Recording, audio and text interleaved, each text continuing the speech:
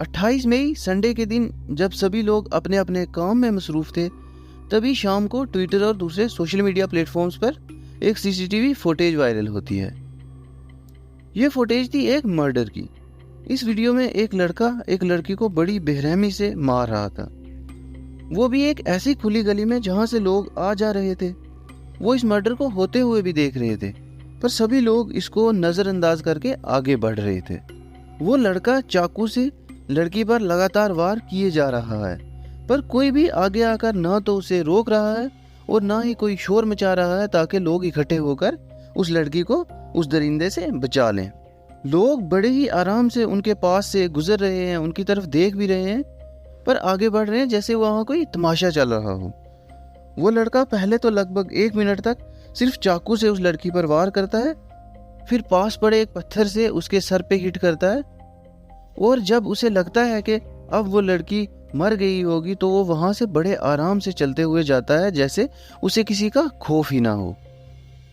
पर उसे शक होता है कि लड़की शायद अभी जिंदा होगी, इसलिए वो फिर से वापस लौट कर आता है, फिर से उस लड़की पर हमला करता है चाकू से।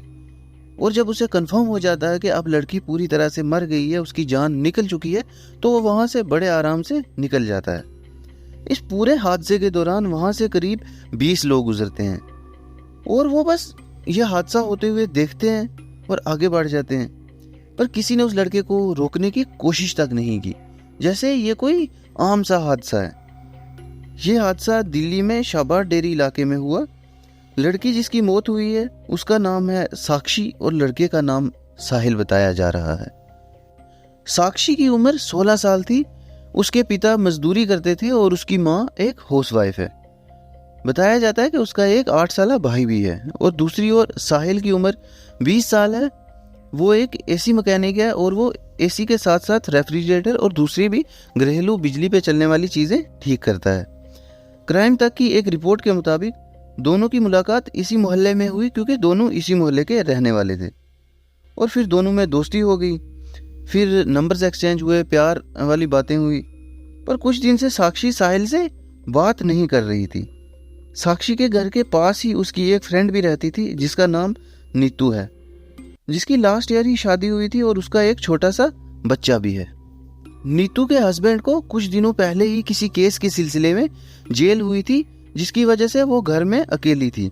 इसलिए साक्षी पिछले 10 दिन से अपनी दोस्त नीतू के घर पर ही रह रही थी।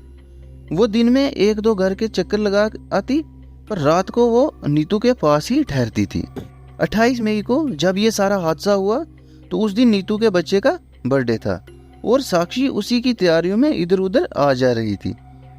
साहिल शायद पहले से ही ये तय कर चुका था कि उसे साक्षी की आज हत्या करनी है। साक्षी जब गली में किसी काम से कहीं जा रही थी तो साहिल भी उसके पीछे पीछे आ गया। पहले तो उसने साक्षी से कुछ बातें की, फिर उनमें बहस हुई और रिपोर्ट्स के मुताबिक उनमें वहां पर कुछ लड़ाई भी हुई और फिर हुआ वो दर्दनाक मर्डर जिसकी फुटेज वायरल हुई है। साहिल ने 66 सेकंड में करीब 40 बार चाकू से साक्षी पर वार किया और उसे मारने के बाद वो वहां से बड़े आराम से टहलते गया, क्योंकि उसे किसी का डर नहीं था। क्योंकि जिन लोगों ने उसे उस लड़की को मारते वक्त नहीं रोका, वो उसे बाद में क्या ही कर लेते।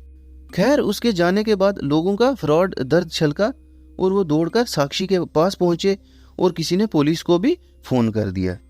पर अब क्या फ़ायदा, अब तक तो साक्षी की जान निकल चुकी थी।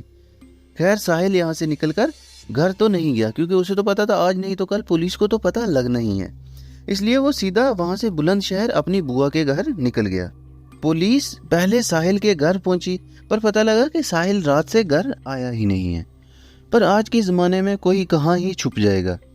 15 घंटे बाद 29 मई को पुलिस ने साहिल को बुलंदशहर से गिरफ्तार कर लिया और अब उससे पूछताछ चल रही है। खैर, अब जो होगा वो कानून जाने या पुलिस। पर आप लोगों को क्या लगता है कि साक्षी के कत्ल का जिम्मेदार कौन है? सिर्फ साहिल या वो लोग भी जो वहाँ से गुजर रहे थे, तमाशा देख रहे थे, पर किसी ने साहिल को रोका नहीं? वो लोग जिनके लिए एक इंसान की जान निकलना कोई मायने नहीं रखती, जिनके सामने कत्ल हो जाए, पर उन्होंने उसको रोकने की हिम्मत भी नहीं की। बाद में पुलिस ने भी अपने बयान में कहा कि अगर वो लोग चाहते तो साक्षी की जान बच सकती थी। अब अगर ऐसी वारदातों को अंजाम देने वाले लोगों का किसी का डर नहीं होगा तो ऐसी वारदातें आम हो जाएंगी। अगर हम लोग आगे नहीं बढ़ेंगे तो क्या होगा? अब हर गली मोहल्ले में तो पुलिस नहीं हो सकती, इसलिए आम शहरियों का भी कुछ फ़र्ज़ बनता है कि उनके सामने जब ऐसे हादसे हों तो वो भी आगे बढ़कर उन्हें रोकने की कोशिश करें या शोर मचाएं, किसी न किसी तरीके से उस हादसे को रोकने में अपना कंट्रीब्यूशन दें। जल्द ही हम इस केस स्टडी का सेकंड पार्ट भी लाएंगे, जिसमें ये स्टोरी क्लियर होगी कि साहिल ने उस लड़की को क्यों मारा।